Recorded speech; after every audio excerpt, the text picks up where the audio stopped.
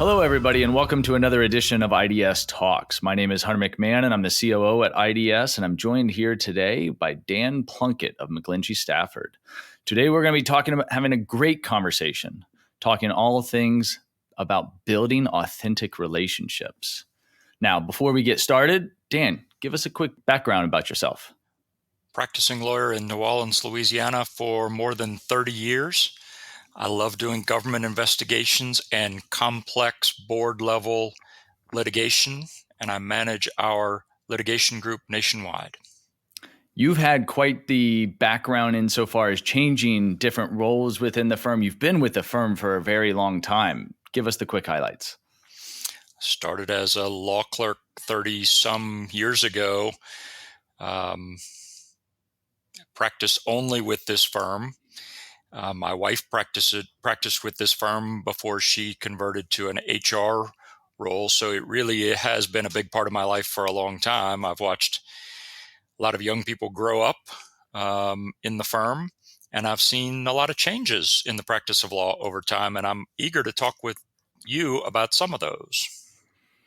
Awesome. Now, for our listeners, a fun factoid about Dan and myself. Recently, over the last couple of years, we've enjoyed morning walks with warm coffee on cool mornings, albeit virtually for now. Looking forward to it being back in person sometime soon. But over the course of those conversations, we've had a lot of great tangents along the way and talking about how things have evolved over the last couple of years and building authentic relationships.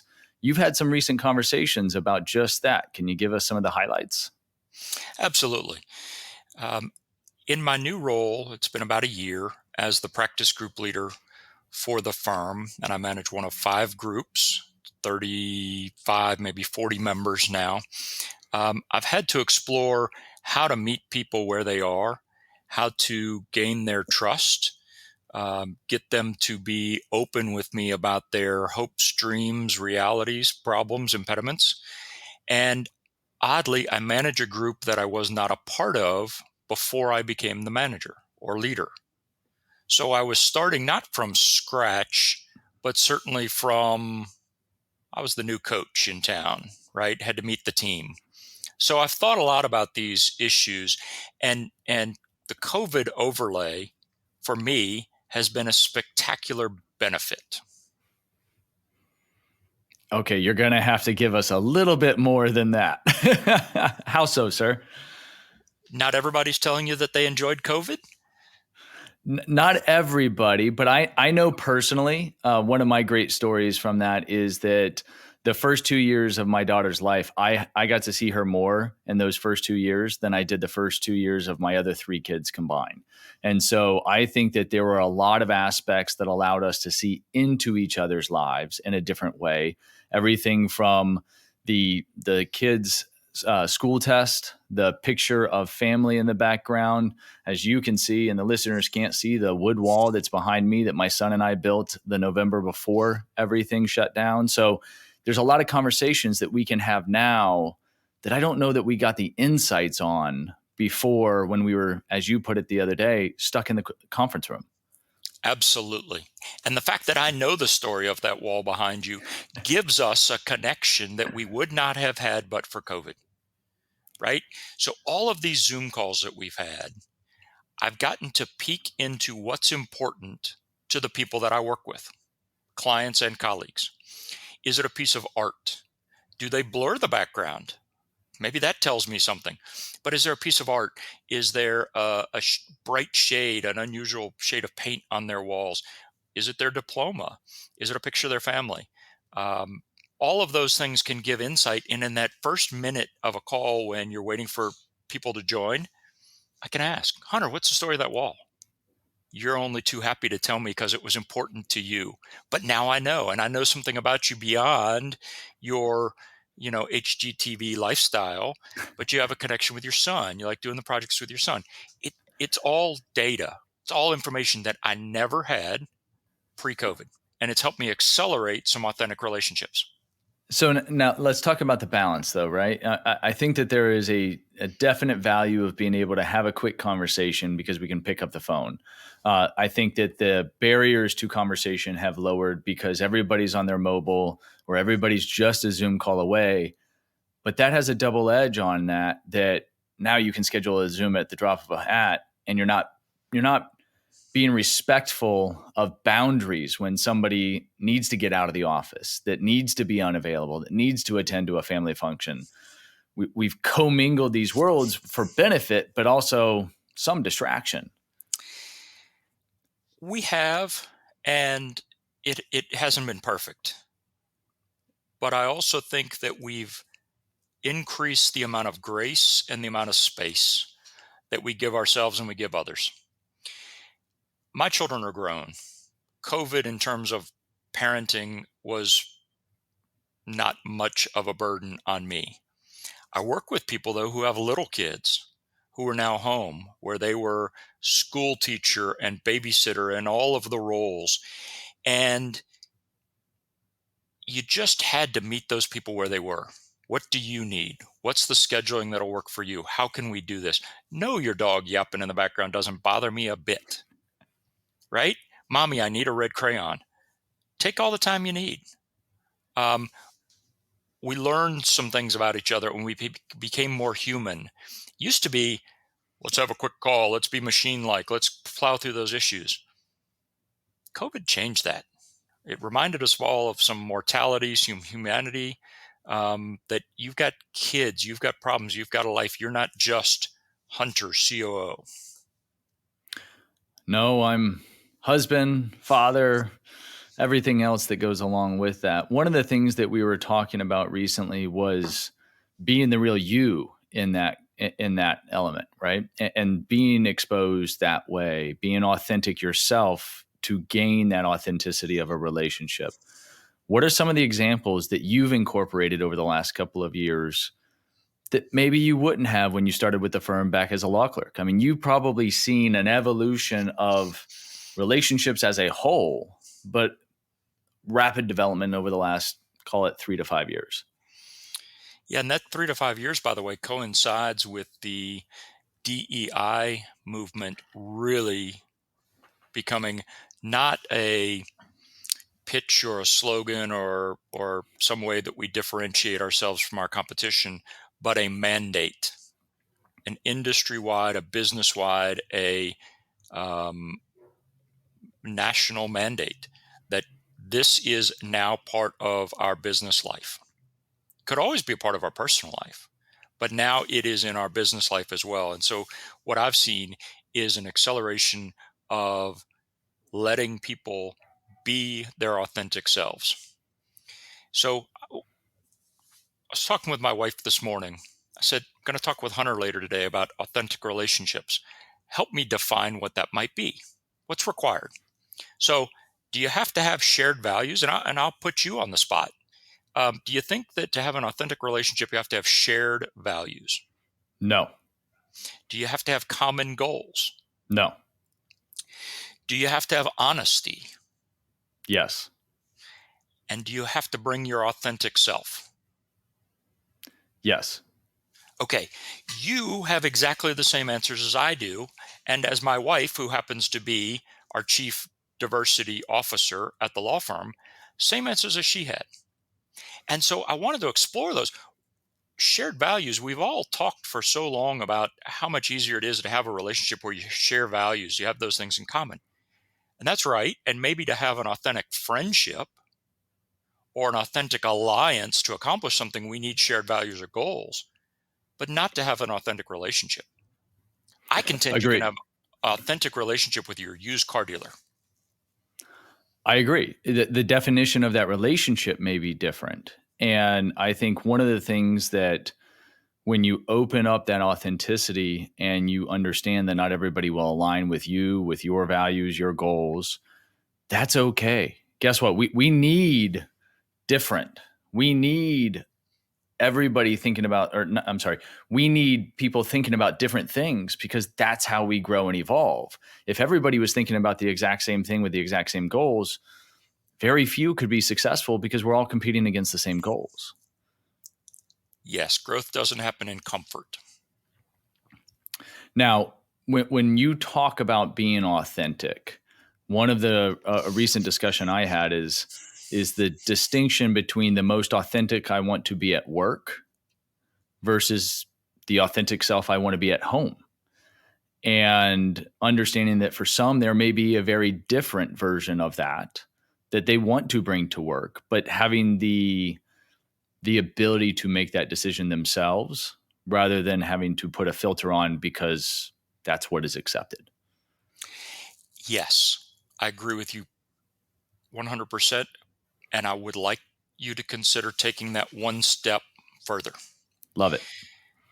My grandmother often said, just because it's true doesn't mean you have to say it out loud. Okay? So being authentic is, to me, that you can be genuine and vulnerable in your words and in your actions, and that you're congruent. That is, your words and actions mirror or are in harmony with what you're feeling. But none of that means you have to say it.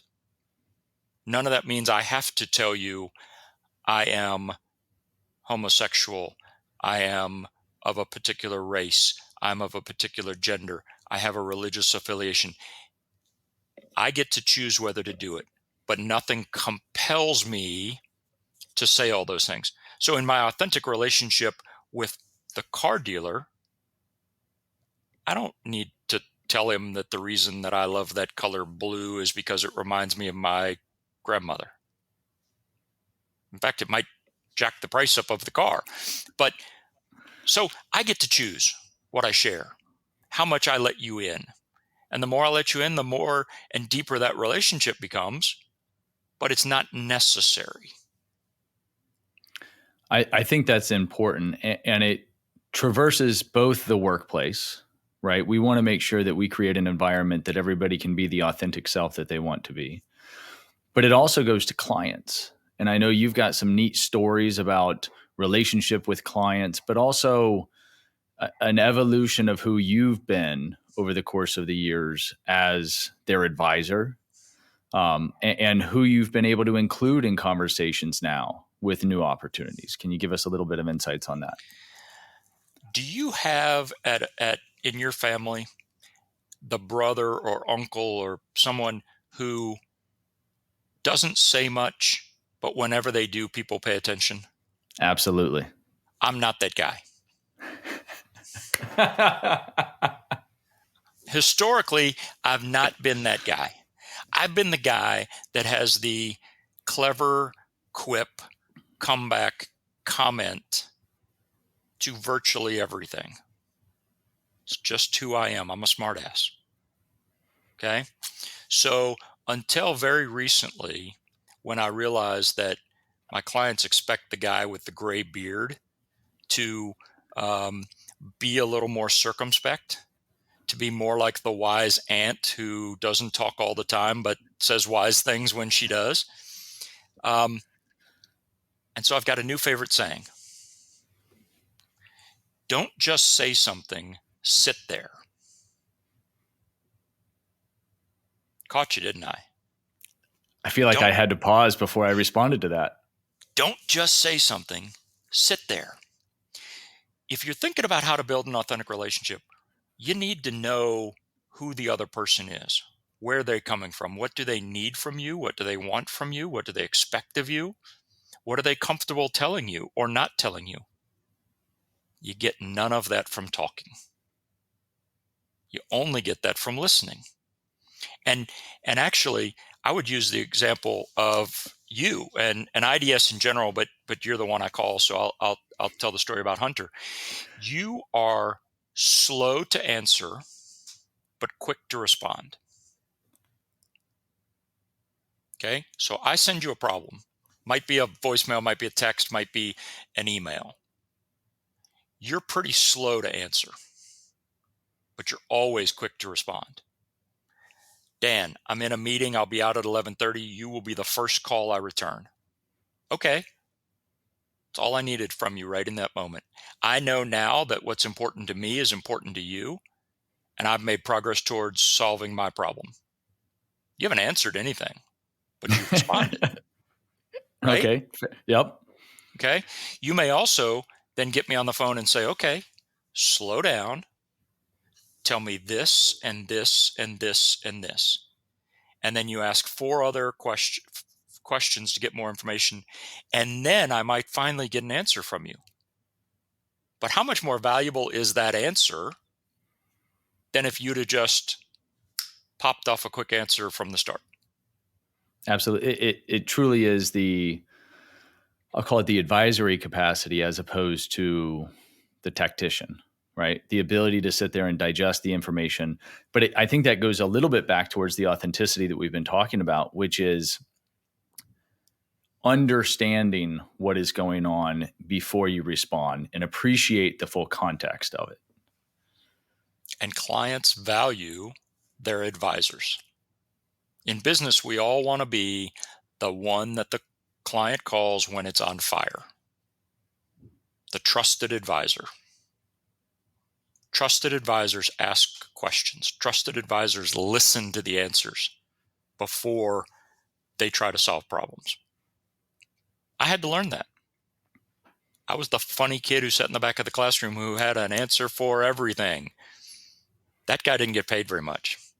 That guy's not successful. And ultimately, that guy is not content in his relationships because stuff stays at the surface. You want a marriage that's built on quick quips and witty comebacks and saying whatever comes to your mind?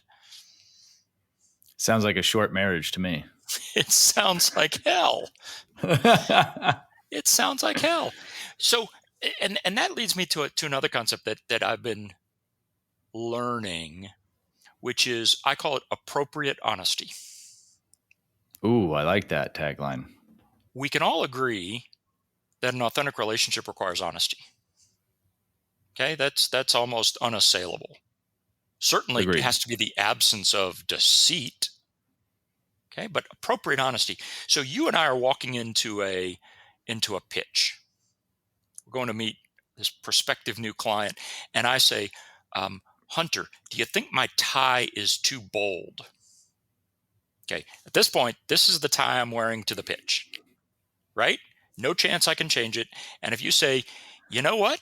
I've been meaning to tell you, I think it's ugly and you should never have worn it. Thanks for the honesty, but what have you accomplished in that moment? I have just put you on edge and now doubting everything in the presentation. Wasn't helpful, pal. Not at all.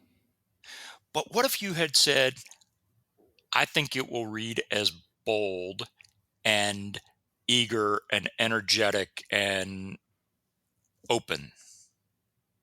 Still honest. Still with honest. a positive color as opposed to a negative feedback loop. And then after the meeting, you could say, look, let's revisit the tie. Please don't ever wear that again. It's hideous. Okay, but by then we'll have already landed the client and been successful. So there's a time and place for that type of feedback and a way to engage, not to leave somebody in the dark or be dishonest by any means, but timing of that is where the critical point comes in. Authentic doesn't require you to say all of the truth all of the time, right? And so just giving each other the grace to not lay that on me right then before the pitch is authentic, and it's appropriate honesty. No, I really like that. And I think this goes back to something earlier in the conversation, which is being the true self, right? Being who you are as opposed to trying to be a fake you. Going back to authentic you, authentic relationships, and letting that come out in your client relationships, letting that be part of it as opposed to having to put on a facade. Have you seen an evolution on that front where you used to only talk in a suit and tie in a conference room, something formal to that effect, to something more casual that has actually deepened a relationship that may be less formal, less traditional, but is more authentic? One of my most treasured possessions is a almost 30, well, they're 31-year-old cowboy boots that I purchased as a reward to myself when I passed the bar exam. They are peanut brittle, orangey brown, full quill ostrich boots. Nothing Spectacular. subtle about them. I didn't wear them to the office until about the past year because they didn't read as trusted advisor, buttoned up bank lawyer. Guess what? I no longer care because my authentic self is a pair of jeans, probably with some oil stains from the driveway, and my boots. So I I wear love them all that. the time now. Are you And wearing them right now? I wish that I were. Though I did wear my IDS socks recently. Got a lot of compliments on those, by the way. Beautiful, beautiful Excellent. socks for all the listeners. IDS is leading the industry in apparel. Very well done. But Those socks have a neat story behind them too, because they were made by a group that supports less fortunate, and each sock is signed by the person who made the socks. love it. So there's a whole story behind those socks and how they support those that need the help. Love it. Love it. And I've seen this evolution both in me as I become more comfortable. And some of that is you just hit an age at where your place in your community, whatever community that may be, business, personal, social, is fairly well established. I don't want to say that there's not a whole lot of people I need to impress anymore, but I've either impressed them already, am never going to impress them, or am only going to impress them by truly being me. So I might as well just cut to the chase and just be me. I love that. So, but you just talked about 31 years established. You've been with the same firm. What about the younger professionals that are just now getting going, that they're trying to figure that landscape out? What advice do you have for them that says you need to be the authentic self, but here's how? Here's what to think about. Yeah, I hesitate to answer that question because it's going to be like, be yourself, but maybe tone it down a bit, right? Yeah. And I don't mean that. And I would hesitate to ever tell somebody, pick and choose or only be part of yourself, because that's antithetical to the message of being authentic and genuine. Absolutely. But I want to give them the freedom that what is material to them and material about them can come to the office. Doesn't mean every single part of them has to come to the office, at least not every day, right? But what's material, what's truly important to them, I want to give them the grace and space to bring that to the office, to respect that that's who they are, and to be grateful to them for sharing it with me. So when you told me the story about you and your son building that wall, I love that. And it was a compliment. Dan, you're somebody who I value enough to tell you something about my life. It's not obvious in that wall. It doesn't look like the work of a child, right? But you honored me with that blessing, that gift of sharing something. And I try to approach the younger lawyers in the same way, that if that's something that they felt was material enough to bring to the office, to display in the office, to talk about in the office, I should take that as a compliment. I should honor that. And I should make sure I do what I can to make them comfortable.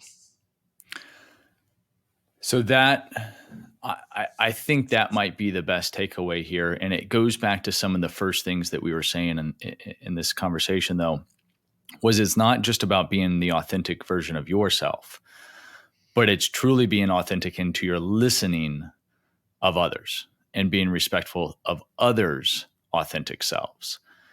But you just talked about the need for that feedback, if you will, or that acknowledgement that their version, we may not have the same goals, the same values, the same focus, the same, morning routines for all it's worth, but absolutely respect the other person, but truly being curious and authentic about that so that they can understand the value that you have of their true version or true authentic self.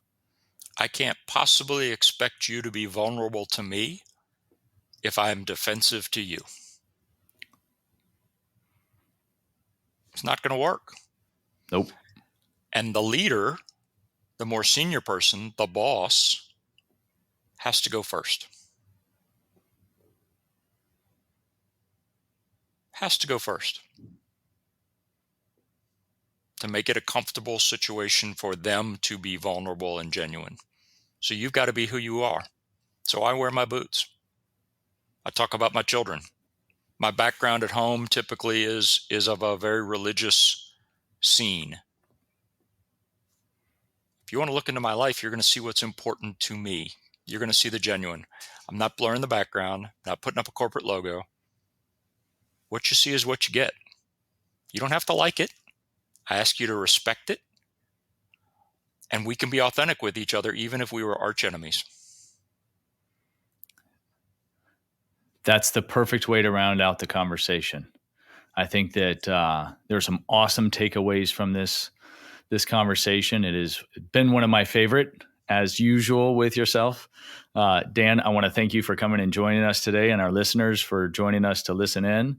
If you'd like to know more or learn about IDS, please subscribe. Visit idsinc.com or wherever you normally get your podcasts. And thanks again for joining us, Dan. Some sage advice from somebody that's been in the industry. Thanks, Hunter. Don't just say something, sit there.